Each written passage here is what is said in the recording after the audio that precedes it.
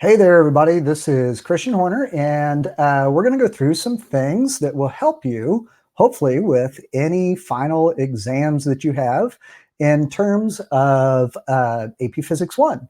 So to get started, I think what we're going to do is just go through some problems, just kind of make sure that everybody kind of understands some of the basics, but more importantly, just make sure that I think everybody is comfortable with what you need to do to be successful on these.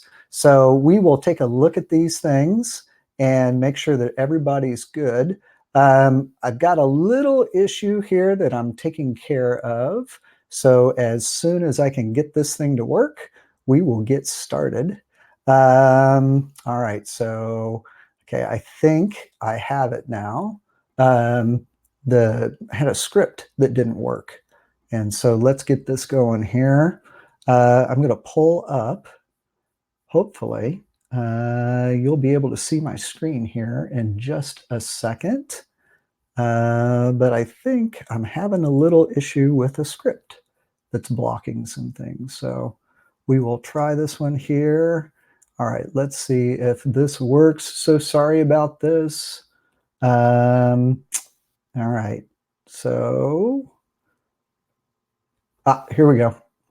Okay, so I think I've got it so that it works. Let's try one more thing here. I'm so sorry. I was working earlier and now I'm having a couple issues. All right, so, okay, bear with me here for just a second and we will get you on and get you some things that will help you as we go. All right, I think, yes, good. Okay, here we go. Now I think I have it. Bingo. All right, you should be able to see my screen now, and you can. That is awesome. All right, so let's go through some things without any more delay. Like I said, this is the AP Physics 1 Semester 1 review. Notice that down in the bottom, you will see there is a, let's just make sure that you can hear me too. So if you can hear me, just go ahead and type in the box, hello, so that I know that you can hear me. So I see Jack, Alvin. Oh, good. Okay, cool. All right, cool. So as long as you can hear me, we are going to be good. So let's go ahead and take a look at this review. This is for semester 1. So typically the things that we look at when we go through semester 1 are just graphing and relationships. And those typically can cover any of the topics that you go through AP Physics 1 in. But more specifically, we're going to look at graphing, and then we're going to take a look at kinematics. We're going to look at dynamics, so that's the study of forces. We are also going to look at kinematics, dynamics. We're going to look at energy a little bit, and we will also take a look at momentum. So some of the conservation laws. And I think those are the ones that are probably the most important really to go through and do. So first thing with graphing, I know I read the AP test every year, and I can tell you some of the things that we encounter when we watch students graph. The first thing that you'll want to do is make sure you understand the difference between a plot, so PLOT, versus a sketch. So if they wanted me to sketch a graph of this data, I wouldn't have to actually plot it. So all I would have to do is just go through and really draw whatever it seems to be telling me. So here I've got position in meters on the y-axis, and then I have time, and that is in seconds on the x-axis. And when I look at this, I see this goes from 0 to 1 to 2 to 3 to 4, so that's pretty easy to do. 5, 10, 15, 20. Okay, so I know this is a linear relationship. So I would draw a sketch of that. And really, that's all you would need to do. But this one's different. This one is actually going to be a plot. So we're not going to sketch. Instead, we're going to actually physically plot everything that you see here. So one of the things that you can do is you can abbreviate sometimes, but you don't want to do that unless it's absolutely necessary. So one of the things that I'm going to do here is instead of putting X for meters, I'm going to go ahead and write out the word position. Notice I didn't put distance here. So this is really position. one of the big things that you'll see is distance is actually the change in position. So when you think about distance, you need to think about the change in position from the starting point to the stopping point. So in kinematics, there's two things that we can talk about. One of them is distance and the other one is displacement. So if I go straight from here to here, so this is my original position, this is my final, this would be my displacement. The distance would be the path length that I take. So for example, if I go along this curved path, if I measure the path and I find out that it is let's say it's 5 kilometers along the path, that would be a distance. The displacement is from where I start to where I finish. And so this would be my displacement. So distance is along the path. Displacement is as the crow flies, is sometimes what they say, or it's just from point A to point B, or from your original to your final. So position is different. Position is where you are at a particular time. And that's really what we're plotting here. So I'm going to start by looking at what is on each one of my axes. Time is on my x-axis. So in a lot of spreadsheets that students use, you'll notice that x is your x variables in the first column, and then the second column is your y variable. So let's go ahead. We're going to put time on the x-axis. So I'm going to start with 0, and then I'm going to see I've got 1, 2, 3, 4, 5, 6 different lines here, but I only go up to 4. So I'm actually going to go 1, 2, 3, 4, 5, 6. So I want to make sure I space this out well enough, and we're going to talk about how you can get the maximum number of points on the AP test. To do that, we've got to make sure that we have everything spaced out really well. So the scale of this graph is super important. We're going to start with a position of 5, and notice that I do not need to start at 0 on either of my axes. I did on this one, but I'm not going to on this one. I want to fill up as much of the graph as possible, so I'm going to start the y-axis at this mark at 5, and that's 100% okay.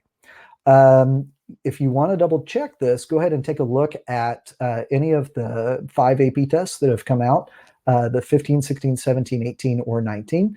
And you'll see graphs that look just like this. They've got these bold boxes, and then they've got these dotted lines on the inside. Each one of these dotted lines refers to 2, 4, 6, 8. So this would be 0.2, 0.4, 0.6, and 0.8. So that's what they refer to. So this is 15, then we have 20. I'm going to put 25 here and 30. So let's go ahead and plot everything that we have. So to plot this, we're going to start with 0 and 5. So I'm going to put a dot right there. You want to make your dots big enough that they can be seen, but not so big that they're taking up a lot of space. 1 and 10. So here we go. There's 1 and 10. Then I'm going to do 2 and 15. I'm going to do 3 and 20. And then I'm going to do 4 and 25. So now I have my plotted points. I also have my axes, and I have the proper labels on each one. This one I probably should write time, so I'm going to do that. Next thing I'm going to do is draw a straight line. And I will tell you on the AP test, we're very particular about straight lines. If you halfway do this and you kind of do it and it kind of looks like this, then you're not going to get any points. And the reason you don't get a point for this best fit line is it's not a best fit line. It's not even straight. So what I'm going to do is I'm going to erase it. I'm going to tell you absolutely, positively, 100%, you want to make sure you always have a ruler anytime you take a test. It is allowed on the AP Physics 1 exam or the AP Physics 2 or the AP Physics C. So please, please, please make sure that you are allowed a ruler. Let your teacher know, have them look it up in the course and exam description guide. And you can have a ruler or a straight edge, just as long as there's nothing written on the straight edge, no formulas or equations or sample problems. So now if I go through and I actually use a ruler to do this, I should be able to get a very nice straight line. If you extend it past that, that's absolutely fine as long as you follow that straight line. But the only thing we look at when we grade this is we look to see where your dots are. There are, if we count, you're going to see there's 1, 2, 3, 4, 5, 6 boxes to the left or right, and 1, 2, 3, 4, 5 up. So there are 30 total boxes. We want you to fill up half of those boxes at least. So you need to fill up 15 boxes. So you look at this and I'll tell you it's okay, but you'll say, no, wait a minute, it's not. It doesn't fill up 15 boxes. Actually, it does. When we count the boxes, we're going to start where your first dot is. And this first dot is adjacent to this box. So this is box number 1. Then we have another one. So that's box 2, 3, 4.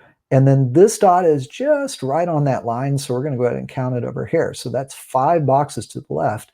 Then we're going to count up. So this is 1, 2, 3, 4. And then this dot, we can either call it this box up here or we can say it's down here. Either way, you're going to be set because 5 boxes across by 4 boxes up is 20 boxes. And because you filled up those 20 boxes, that is an AP Physics 1 point.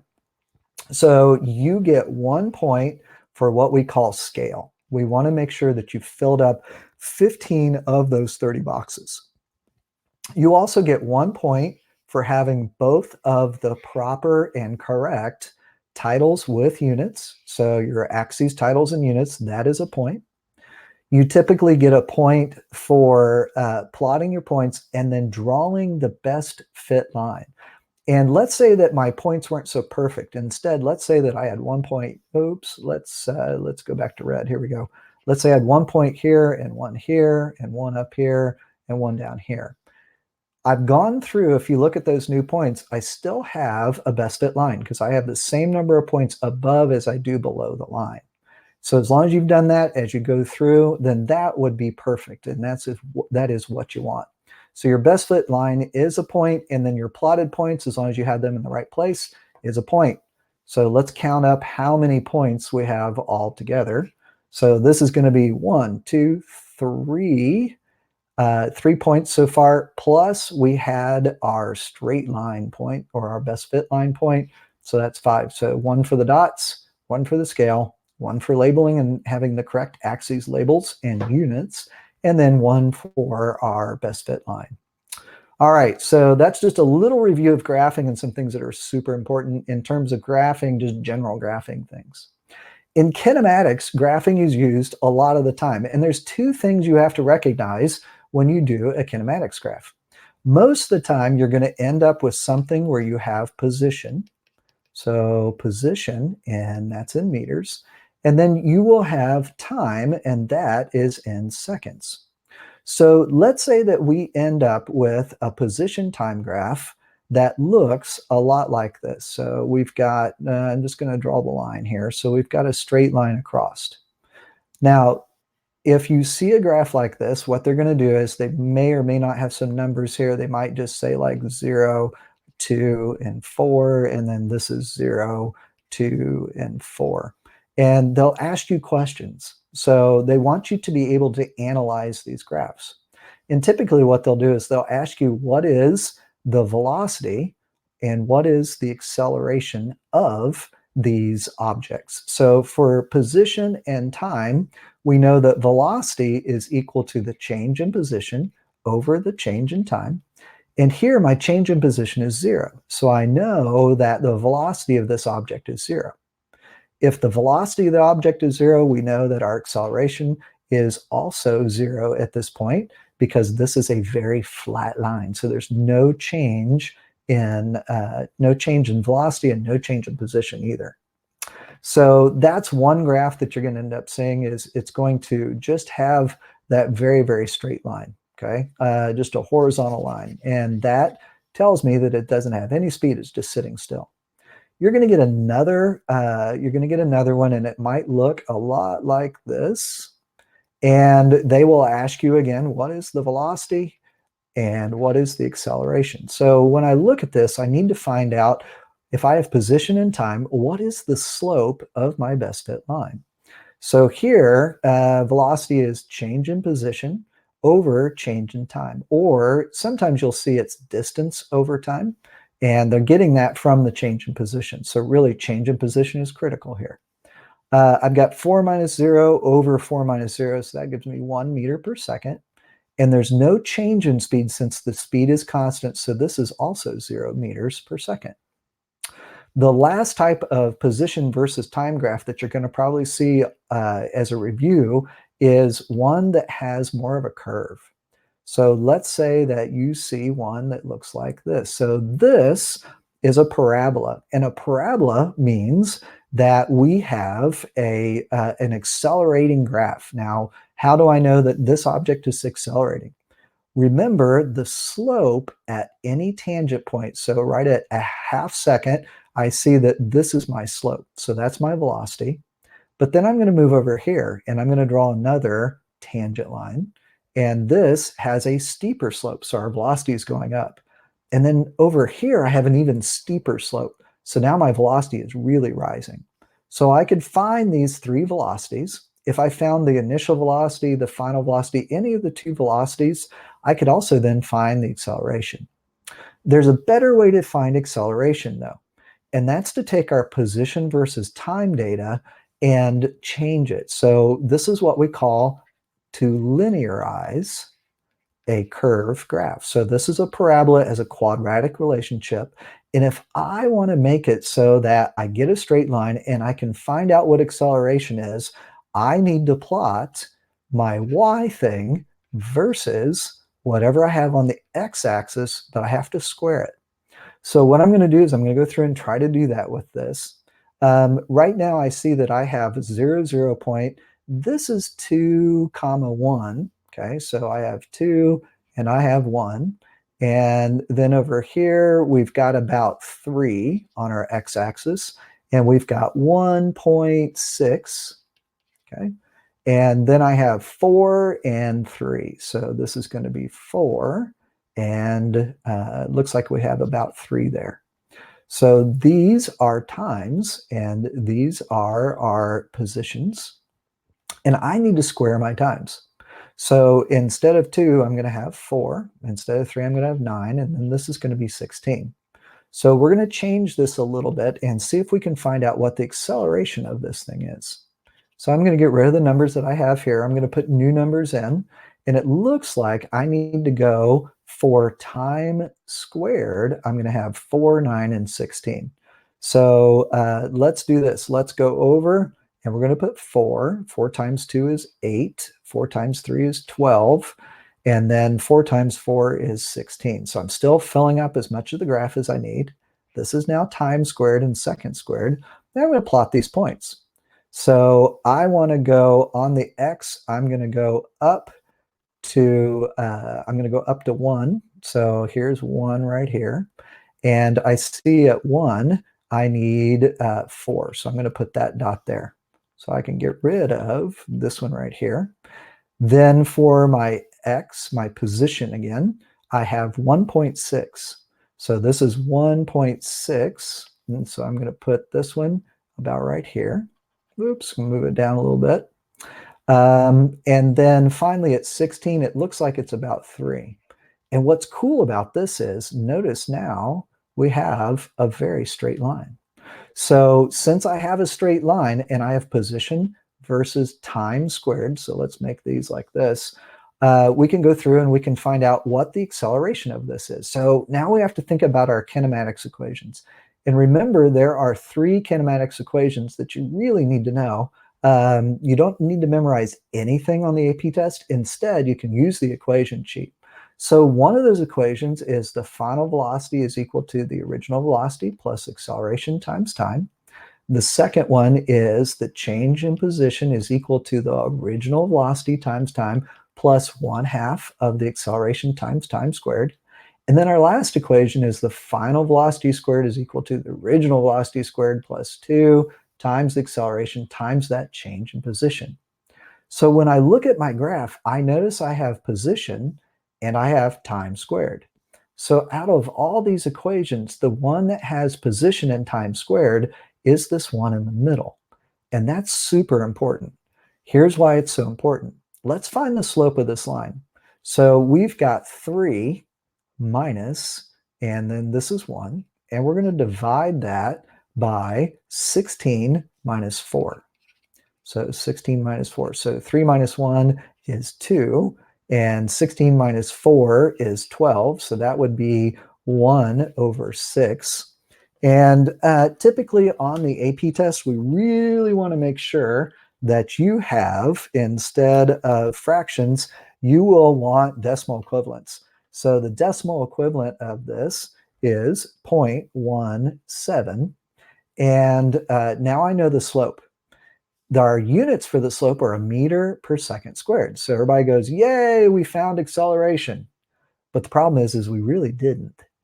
If you look at this equation, you're going to find out that if I write a physics equation for this, this is going to be the change in position is equal to, and notice how this goes through 0.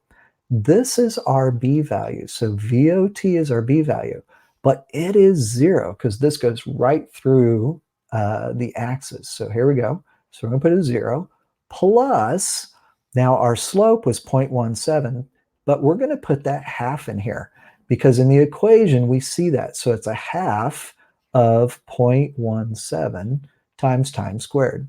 So if I want to know what the actual acceleration is, I need to multiply the 0.17 times 2 because I want to multiply this whole thing by 2 to get rid of the half. So my acceleration here is the slope, and it's really 0.34 meters per second squared. So it's important that you see in a position versus time squared graph, the acceleration, whatever your slope is, so my slope is 0.17, I have to multiply that by 2 in order to get the true acceleration for that graph. All right, so that's probably enough of kinematics graphing. Let's go ahead and take a look at what you might experience on a dynamics graph. So we're going to move this so that maybe we can get the graph to come up. Okay, here we go.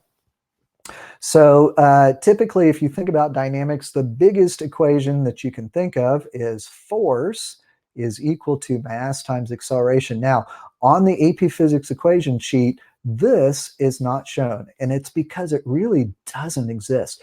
We always want to know what are the sum of the forces, and the sum of the forces are the things that make things accelerate. So we're going to put acceleration is equal to the sum of the forces, and sometimes they'll put F net force, and we divide both of these by mass. So there's two ways to think about a graph and what happens when they want you to either analyze or draw or sketch a graph. And for this first one, we can say sum of the forces is equal to mass times acceleration. And let's say that we plot force, and remember force is in newtons here, and let's say that we put acceleration in meters per second squared down on the bottom. If I have a straight line, okay, so I'm just going to sketch this, I want to know what in the world does my slope represent? So this is where you get to be a little bit more interactive instead of just listening to me kind of drone on. And down in the bottom right, it says, say something nice. What I'd like for you to do is, if you have a second, tell me, what do you think the slope of this line represents? So we're looking at the slope of the line. Think about the units that we have here. And remember that a newton is also a kilogram meter per second squared. So when you do slope, you always take this unit divided by this unit. So what is it that this question mark, what is my slope represent? So what is my slope? Yeah, and Jack is right. Jack says it is the mass of the system, okay? And that's because this is really y is equal to m times x. So whatever we plot on the y, if it's force, and then whatever we plot on the x is acceleration, then I know that my slope is going to be the mass. Conversely, you could also change this, and instead of putting acceleration there, it's really easy to just put mass here. And if I put mass on the x-axis, then my slope will be my other variable. So now I would have the sum of the forces is equal to acceleration times mass. Because I've plotted force in newtons here and mass in kilograms, then what is it that I would have on my slope? So I'll let you answer again here if you have an idea. So what is it that is on the line? So what does the slope of the force versus mass graph give me? I'm going to give you about 5 more seconds to answer. Yeah, very good. So it would be acceleration. It would be acceleration. All right, so that is just a little bit of how to graph this one. Let's go ahead and take a look at energy. And I think before we do that, we had somebody ask about circular motion. So what I'd like to do is let's go ahead and go through some things with circular motion, but we'll just kind of maybe try to tie it to graphing a little bit. So, Albertson, you want to know about circular motion. I'm going to go over one thing, and then if you don't mind, if you can maybe type in the question spot, let me know exactly what you want to go through, and I'd be glad to do that. That'd be awesome. So let's go ahead and let's look at circular motion, okay? And let's look at graphing for circular motion, because if you can do a lot of the test, a lot of the AP test really is just looking at what's happening in terms of how we plot things to try to figure some other things out. So you've said acceleration, and I know that acceleration or centripetal acceleration on the AP physics equation sheet is equal to velocity squared over the radius. So let's just create a little problem here. Let's say that somebody is swinging something in a circle, or better yet, we're looking at looking from the top down, and there's a car and it is doing donuts. And so it's going in a circle like this. And we start to go through and we measure some things, okay? We watch the car do a donut like this, and then we watch the car do a really small donut. And then we watch the car do a really big donut. And then finally, we watch the car do a gigantic donut, okay? And then we do another really small one. So each of these have a different R value. So one of the R values, let's say that it's 1 meter. Let's say that this one is 3 meters. Let's say that this one is 5 meters. We'll do 7 meters. And let's say that this one is 15 meters, okay? So we've got 1, 2, 3, 4, 5 different R values. So I have 5 different R values. So those R values are, so let's put an R here. Those R values are 1, 3, 5, 7, and 15, okay? And then the other thing that we are going to notice here is, let's look at some velocities. So let's say that the velocities, okay, and what kind of velocity is this? Well, the velocity that we see here is what we call tangential velocity. So if I want the tangential velocity here, that would be v squared over r. So this is our tangential velocity. So it's tangent to the circle.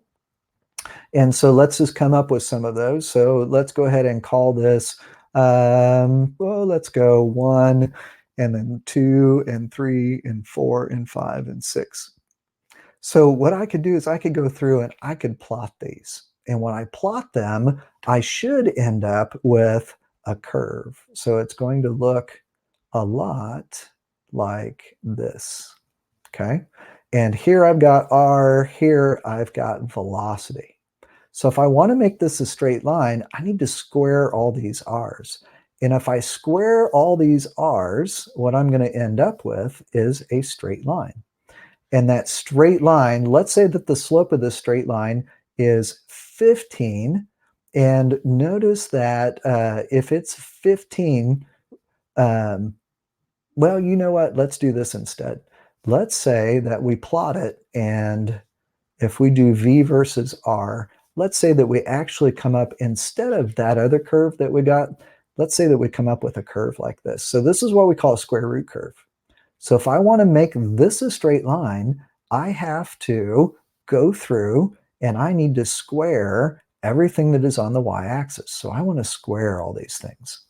And if I do that, I'm going to end up with a very nice straight line. And let's say that this one has a slope of 15, okay? So from this, notice that if I do the slope of velocity squared over the radius, I should get the acceleration. So this would be my acceleration. So this is v squared, and this is r. So here we're looking at velocity change in circular motion. So we're looking at how this velocity changes and how the radius changes. So we're changing the radius, and that's making the velocity bigger and bigger. So as you go from a small radius to a really big radius, our velocity gets really big very quickly. So we've got now 15, but we need to figure out what are the units. So this is a meter squared per second squared, and then this is a meter. So what would be if our slope is 15, okay, and that's a meter squared per second squared over a meter, what are my units for this line? So if I take a meter squared over a second squared and then divide that by a meter, notice that one of the meters crosses off and I'm left with a meter per second squared. So this straight line is my centripetal acceleration. So that is one of the things that you can do. So I see that Albertson has also asked about looking at the mass of an object in orbit. So I think what we'll do here is we're going to go back to energy, and we're going to take energy and circular motion, and we're really going to put them together. And so we're going to try to find the mass of an object that is in circular motion. So let's go ahead and try that. So let's make up a system here. Let's put, oh, I don't know, we've got a planet here, and then we've got a moon, and the moon is out here. All right. And I want to find the mass of that moon that is in orbit. And so we're going to use some small numbers, but recognize that these would be really big if we tried to do something else, okay? So we're going to look at it a couple different ways. There's two equations we can think about. We can say that the force due to gravity, or the gravitational force, is equal to big G times m1 times m2 all over r squared. So that is the gravitational force. We also could think about what is UG. So UG is big G m1 m2 all over r. So this is the energy of an orbit. So energy of something going in an orbit. Let's also think about what acceleration is. So acceleration is equal to v squared all over r. And so let's put some numbers on this. Let's say that this planet has a mass of 5, and let's say that this moon, well, let's make it 50. And then this moon has a mass of 2. And they want us to go through and let's see if we can find out what the mass, well, you know what, let's leave this 2 off. Let's see if we can find this mass. So we're going to try to figure out what is the mass of the moon, okay? We need to add some things to this. So let's say that our tangential velocity is equal to, and let's just do something nice. So let's do 2,000 meters per second. Okay, so it's moving pretty quick. Let's say that the distance from here to here, or our value, is, oh, I don't know. Let's say that it is 5,000 meters. Okay. And oh, I don't know. I think that's probably really all we need. So let's go through and see what we can find. We're trying to find out what is the mass of this little guy right here. Okay. So we know that the energy is equal to big G m1 m2 all over r, and we know the acceleration is equal to v squared over r. We also know that the force due to gravity is equal to G m1 m2 all over r squared. What else do we know? Well, let's just try to plug some stuff in here. Notice that I have an r here and I have r here also, okay? So what we might do is we can try to solve for one of these and then see if we can find out what this mass is. So let's go through and do that. Let's first find out what our acceleration is. So let's find out what our acceleration is. So the acceleration here is equal to, and then we're going to put 2,000, and we're going to take that, square it, and then we're going to divide by 5,000. So 2,000 squared, if I do that, 2,000 times 2,000 gives me a really big number. And if I divide that by 5,000, I find out that my centripetal acceleration, so that is the acceleration that points toward the center, is approximately 800 meters per second squared. Okay, so that's our centripetal acceleration. So that's this guy right here. Can we find out what the force due to gravity is? Well, we also know that Fg, okay, so F little g is equal to, and that is the mass of something times the gravity.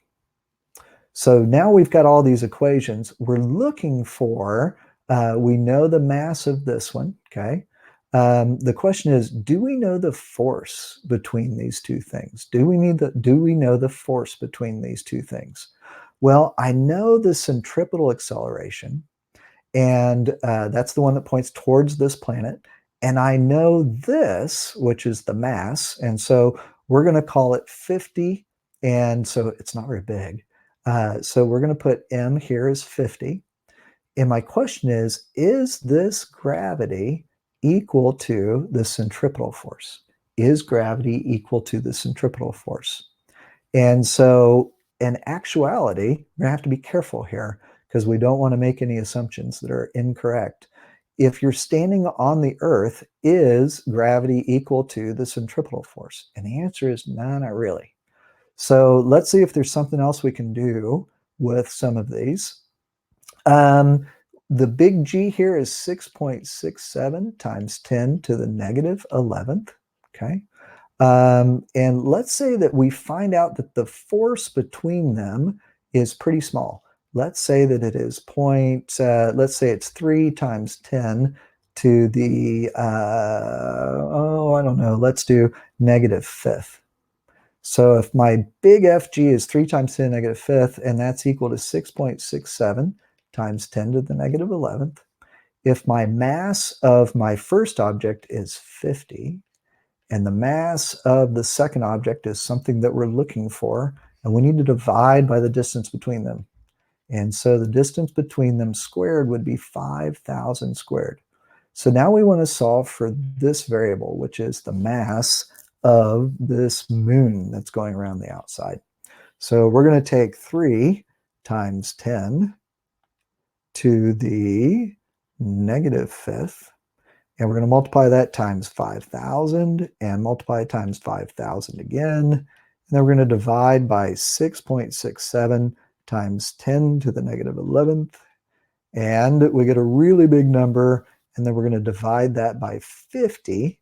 And we get 2.25 times 10 to the 11th. So that is a very gigantic moon. In fact, we probably should have this circling the other one. All right, so that's just a little bit about centripetal. Probably the thing that we can do next is we're going to skip over momentum, and let's take a look at some physics problems that deal a little bit with circular motion. So this one kind of does, kind of doesn't. It's more of a pendulum. But we're going to go through, and this involves all kinds of really great physics. So one of the things it's going to deal with is dynamics. So on a final exam, I would give problems like this because this one's going to have several things in it. It has dynamics. It also has energy in it. So let's go ahead and go through and do this. So here we go. We have this string, and it is attached to another string. And they want us to draw a free body diagram showing and labeling the forces on the bob in the position shown above. So we're going to do that. We're going to go up to the left, and this is force of tension, and this is for the first string. And then if I start here and go over to the right, okay, this would be the force of tension, and we're going to call this string number 2. Okay, that's the horizontal string. Finally, we're going to move straight down, and this one is going to be equal to m times g. So now I've got everything that I need. The thing that you have to be careful of is when they say a free body diagram, I can't put any components in. So I have to be really, really careful about what I do. The next thing they want us to do here is find the tension in the horizontal string. So they want to know what is the tension in the string. So to do that, we're going to set up two sum of the forces equations. So here's one, and we're going to make this one in the x direction. So that's left to right. So this is going to be positive x. And then we're going to do one in the positive y direction. So this is going to be sum of the forces in the y direction. This one is equal to 0. And this one is also equal to 0. So why are the forces equal to 0? Well, the forces are equal to 0 because this is a static system. It's not moving and it's not accelerating. So let's go ahead and do all of the forces that we see in the x direction. The only problem is we need to draw another diagram. This diagram has ft2 in it, and this one's fine because it's in one of my two directions. mg is okay because it is in the y direction, but this ft1 is a problem, and it's because it's in both directions. So what I'd like to do is I'm going to go ahead and put in components.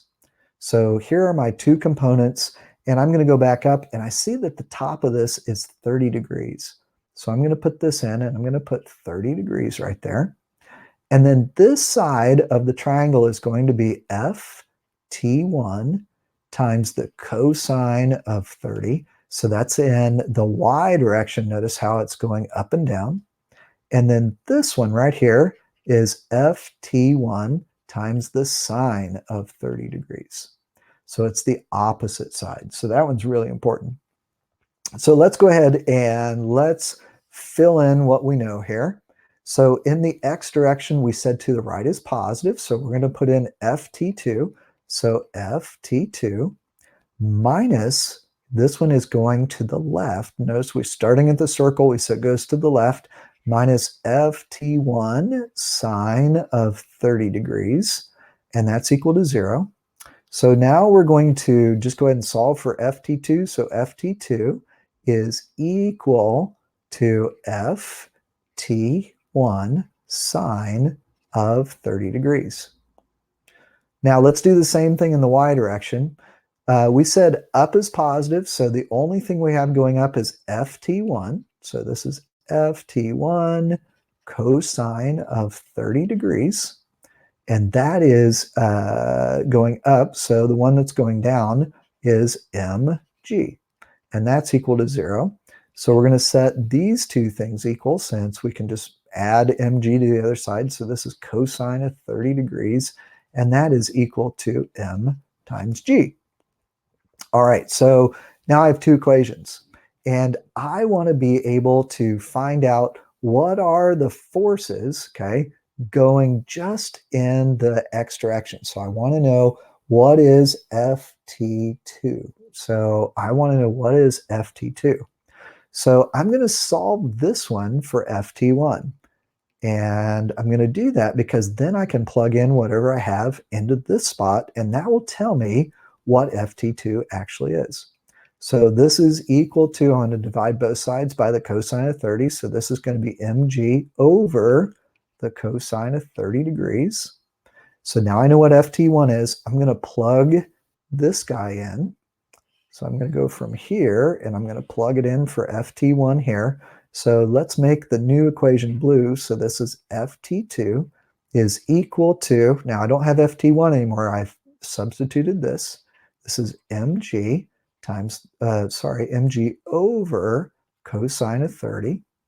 And then on top, I have sine of 30. So if you remember your trig, you know that sine over cosine is tangent. So this is ft2 is equal to mg times the sine of 30 over the cosine of 30, which we said was tangent. So let's just go ahead and write tangent in here. So this is mg times the tangent of 30 degrees. Our mass that they gave us was 1.8, so I'm going to plug that in.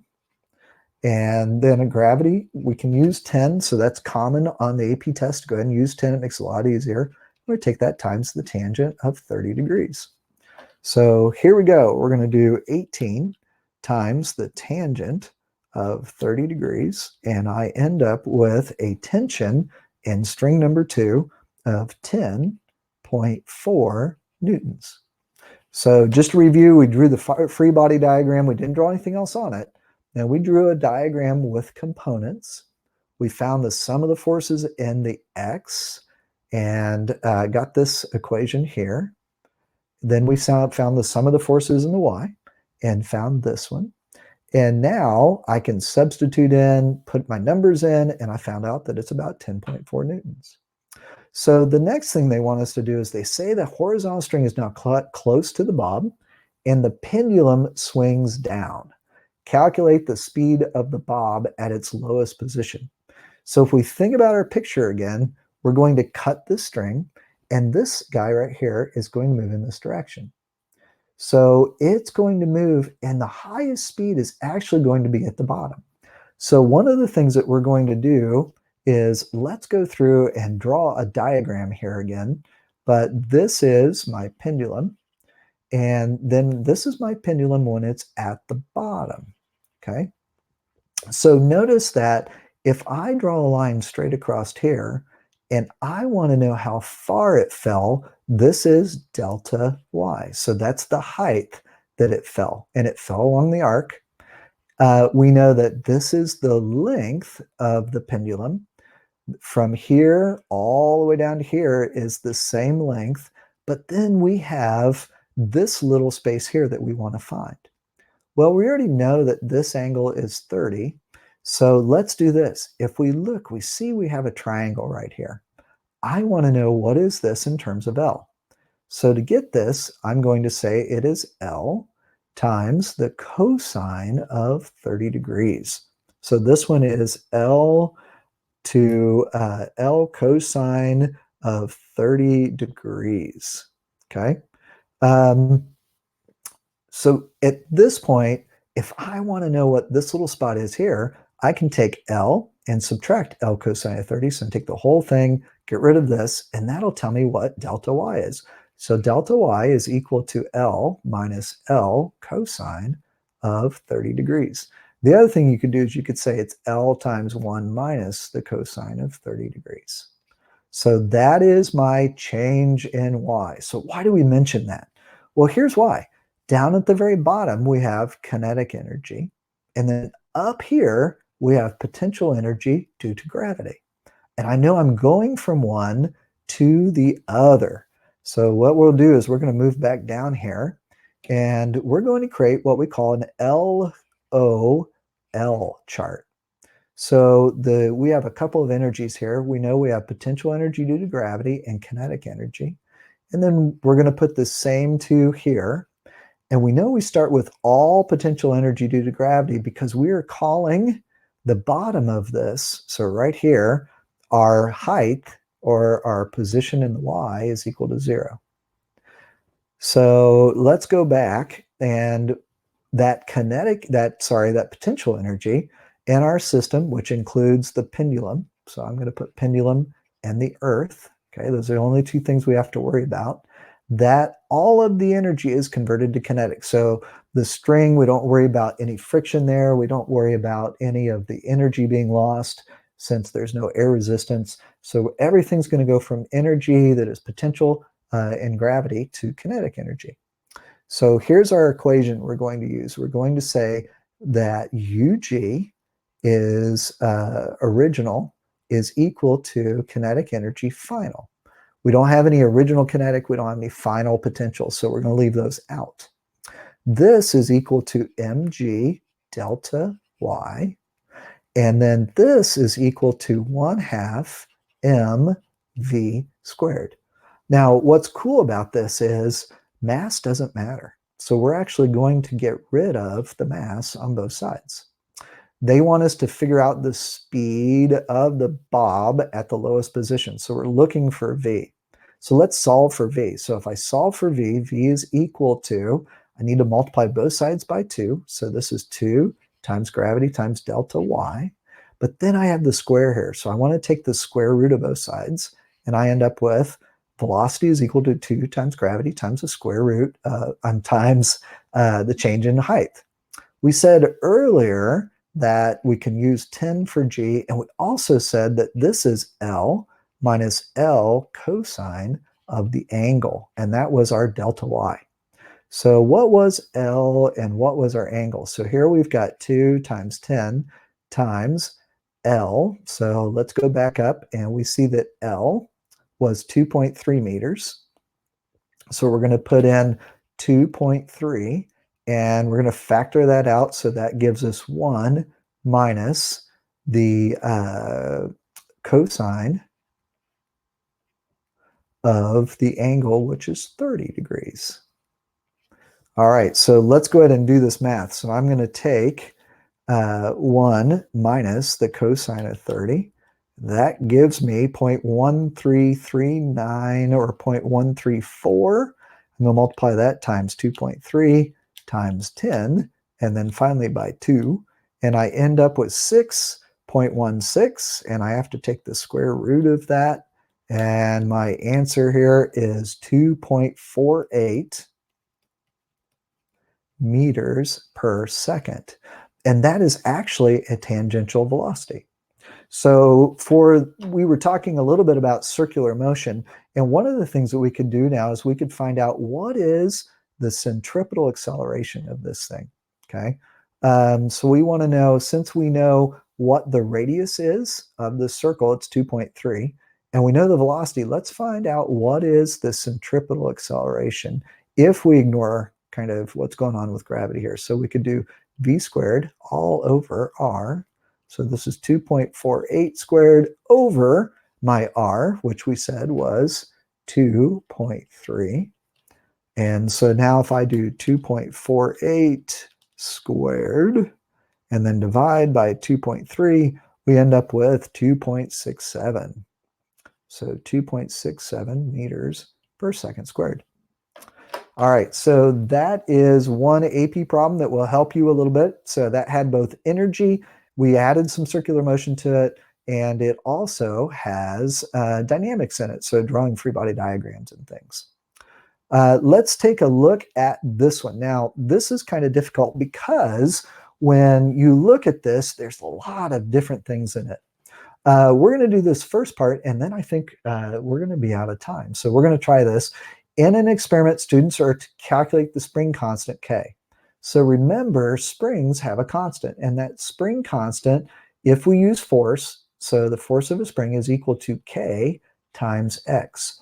So the K value tells me how strong a spring is. So this is the strength of the spring. It's measured in newtons per meter. So how strong it is, or how much it resists stretch or compression per unit length. This would be the compression or the extension, and then this will tell us what the force is. But there's another way to do this, and it's to use US, and that is the energy of a spring. That's equal to 1/2 kx squared, where this is still the strength and this is still the stretch, but we have to square it, okay?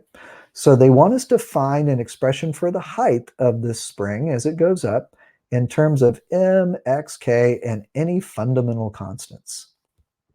So let's kind of talk about what each of these things are. You'll see an h right here. This is the height that it jumps up. We could have also done it from the bottom of the spring up to the bottom of the spring. So this is also h.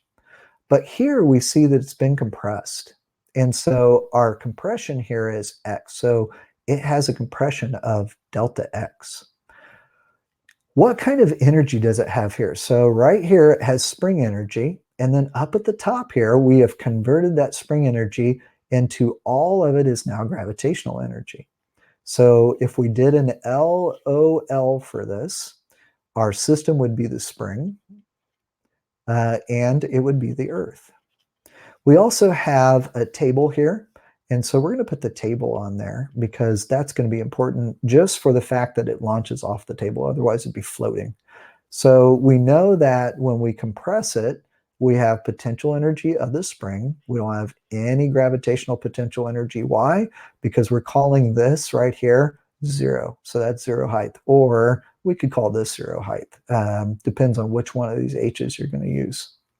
So we don't have any potential energy due to gravity, but we do have spring energy here. Over on the other side, all of that spring energy is now potential energy due to gravity.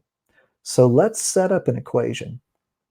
We have US is equal to UG, and we want to put everything in. So this is 1/2 K x squared is equal to mg, and then we have h. So we're going to put h in because it wants everything in terms of h, m, x, k, and fundamental constants, which includes our good friend gravity. So let's solve for h. H is going to be really easy here. We just divide both sides by mg. So this is going to be kx squared all over 2 times mg. So now we have our equation for the height. The next thing that they want us to do on this one is figure out what quantity should we graph so that the best fit line will be the spring constant K. So remember, a lot of the questions deal with graphing. So we're trying to figure out what are we going to put on our two axes to figure out exactly what the slope would give us to be K. So they told us that it's compressed a distance of 0.02 meters in each trial. That means that it doesn't change x at all, okay? So let's go back to that equation we had. H is equal to kx squared. So let's put it over on the side here, all over 2 mg. And so now what I want to do is look and say, okay, I want to find out if I have this equation, which of these things do I need to change to make it a straight line? So I know that x is staying the same each time. Okay, so it is compressed distance on each trial of the same thing. So we're going to cross it off for what we're going to do in terms of the graph. The other thing that stays the same is going to be gravity, and so does our number 2. So if I want to solve this again for K, so K is equal to H times M. Well, that doesn't do us much good. But if we say this is Y is equal to M times X, our M, okay, we want it to be K, so that's where this is. And I know that H is going to be my y-axis. So I'm going to put H there. And then this is really H is equal to K times 1 over M. So that's the same thing. So down on the bottom, I'm going to put 1 over M. So now if I plot H versus 1 over M, I'm going to get something that's going to help me find K. It's not exactly K, it's just approximately close to K, okay? So on this table, what I would have to do is I would have to do 1 over each one of these masses. So it'd be 1 over 0.02, 1 over 0.03, and then I do the same thing all the way down. Once I have that, I'd be able to plot it.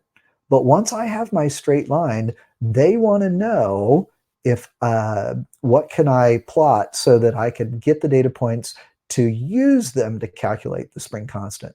So I want to play H versus 1 over M.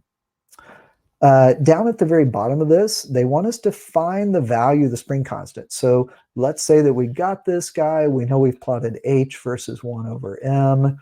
And so they want to know, how do we find the spring constant? So let's go back to that original equation that we had. We said H is equal to kx squared over 2mg. So this is kx squared over 2mg. And we know that the slope here is h divided by 1 over m.